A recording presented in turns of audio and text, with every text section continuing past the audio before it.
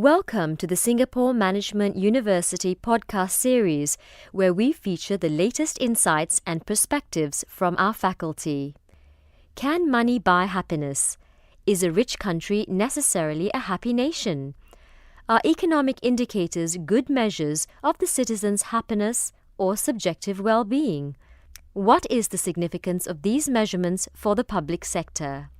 A Lee Kuan Yew Fellow, Professor of Psychology and Director of the Behavioural Sciences Institute at the Singapore Management University, Professor David Chan has received numerous international awards for his research, including those that relate to the measurement of attitudes and perceptions.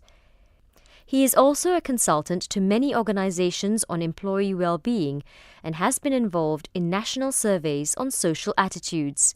He has also served on an international committee on the measurement of national well-being across countries, supported by several international associations of psychology. In this podcast, Professor David Chan shares his views about subjective well-being and its relevance for public policy, both globally and locally in Singapore.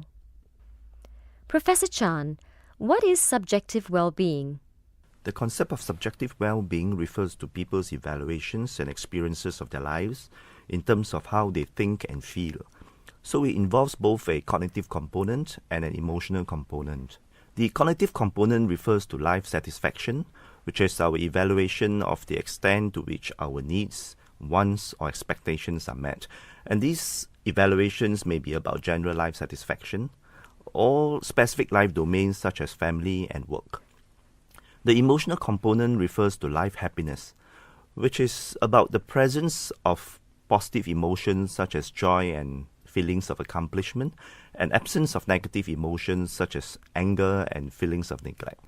So well-being in terms of life satisfaction and life happiness is inherently subjective because it refers to how the individual thinks and feels about his or her quality of life. And we can examine subjective well-being at levels beyond the individual, such as the team, organization, or even national levels. Why has there been an increasing global interest in measuring a nation's subjective well-being, in addition to the standard economic measures of growth and progress? The simple answer is that many nations are recognizing that economic measures alone, such as GDP per capita, do not capture many of the important things in life. The problem is not that economic indicators are irrelevant. In fact, they are correlated with well-being. The problem is that economic indicators by themselves are inadequate as measures of well-being. First, they are only partially valid in that they at best capture some relevant aspects instead of the core of well-being. Second, they are partially invalid in that they also capture aspects of a nation that may have no relationship with citizen well-being. But one important development was a consistent pattern of finding from many studies on national well-being. These studies showed that although economic growth does predict well-being at initial levels, they no longer do so after a certain level of material needs has been met. Other non-economic factors such as social relationships, they become more important predictors of well-being. And this has been found both across nations and within nations. And some of my recent research also showed that non-economic factors such as emotions and perceptions, they could predict and influence various dimensions of well-being independent of the economic factors. Would you then say it is important for countries to have good research to assess and track the subjective well-being of its people? Good scientific research will provide a more accurate reading of the pulse of the people. And also it will help identify the factors that could predict well-being and the consequences of different levels of well-being for the various segments of the population. And this is important because the findings could provide useful inputs when we formulate or implement public policies or organizational interventions.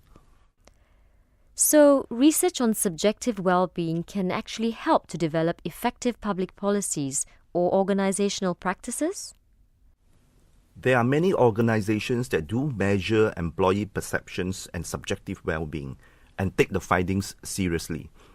They will conduct regular employee surveys and then use the feedback to improve staff engagement and staff morale.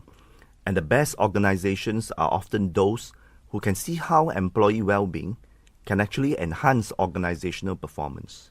Like employees, citizens rightly expect their political leaders to go beyond economic concerns to take into account their individual well-being. Let's take Singapore for example. My own observation is that politicians and civil servants are recognizing the need to go beyond economic incentives when formulating and implementing policies. But to make well-informed decisions, our leaders need to be guided by more rigorous research that will better identify the factors that predict Singaporeans' well-being and the kinds of outcomes that follow. It seems like we need a proper index of national well-being in Singapore. That's an issue that requires elaboration. We should understand that the research goal, whether it is in Singapore or in other countries, is not always to arrive at a single index of national well-being. Instead, it is a process to develop rigorous measurements of well-being. These measurements can be specific indices for various domains such as family, school, or work life. Or they can be macro indices that are useful when we want to examine multidimensional issues such as commitment to the country. So rather than think of the debate as a search for the ultimate index of well-being or happiness, we should start with properly measuring various aspects of well-being, understand their antecedents and consequences, and track them in order to get useful inputs for policies and interventions. So, do we need to conduct quite comprehensive research on well-being in Singapore? Research programs take time to evolve. But what we urgently need is a proper framework to understand the issues involved in subjective well-being and quality of life in Singapore. It is likely that there are unique issues that apply to the context of Singapore that may not apply in other cultures. We need a more holistic conception of citizen well-being that will help address important questions. For example, what are the dimensions of well-being that matter to citizens? How do they vary across different segments of the population? Which dimensions may change over time and how? And how are the different aspects of well-being related to other variables? These are important translational research questions that need to be addressed if we are going to be effective in solving problems and make real national progress for the benefit of citizens. What would you say to those who argue that focusing on subjective well-being is problematic and that it will shift attention away from the more important economic concerns facing the country? Let me put it this way.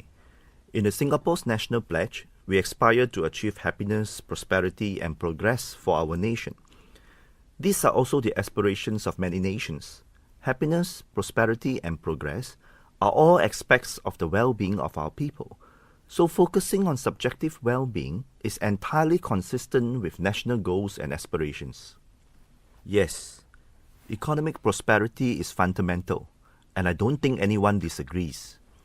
But in building a nation, economic prosperity is one of several pillars.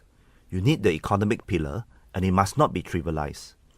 But I don't think you can support a house for very long with only one pillar, whether it is economic or non-economic. Therefore, it is counterproductive to frame the issues as an adversarial contest between economic and non-economic variables. You need all the key pillars, and to remember that the purpose of the pillar is to support the house for people to call it home. For the economic pillar to serve its intended function, we need policies that ensure economic growth is effectively translated into outcomes that benefit citizens and contribute to their well-being. Economic growth should therefore be a means to achieve ends that are citizen-centric. So in the case of Singapore, to build a house for Singaporeans to call it home, you need to enhance citizen well-being, which clearly involves both economic and non-economic variables. In short, a good leader knows the importance of subjective well-being, and that requires much more than focusing on economic factors. And given that economic conditions are often beyond the leader's control, an overemphasis on economic concerns is not the best bet for developing an effective compact between employees and senior management, and between citizens and government. Here's my final question. Would you say that the results of Singapore General Election 2011 are, in a way, a measure of Singaporeans' subjective well-being or their satisfaction with the quality of life in the country? Well, Any election result is an aggregate outcome of the choices of voters at the ballot box with regard to the candidates or political parties who are contesting. Various cognitive and emotional factors enter into the decision-making process in casting their vote. And of course, the voter's experience of his or her quality of life could have a significant influence, especially if the voter is drawing a direct relationship between his or her quality of life and the choice in the vote. But two voters with similar levels of subjective well-being could vote differently, and voters making the same choice could have very different levels of subjective well-being. So the election results per se, whether it is in Singapore or elsewhere, is not a good measure of citizens' subjective well-being. But citizens' subjective well-being is one of several important factors that could influence voting behavior, and for that matter, influence many other important behaviors, judgments, and decisions in life. So, subjective well-being does matter. It matters a lot, and it matters to everyone. Thank you very much, Professor Chan, for your insightful comments. You are listening to a podcast by the Singapore Management University.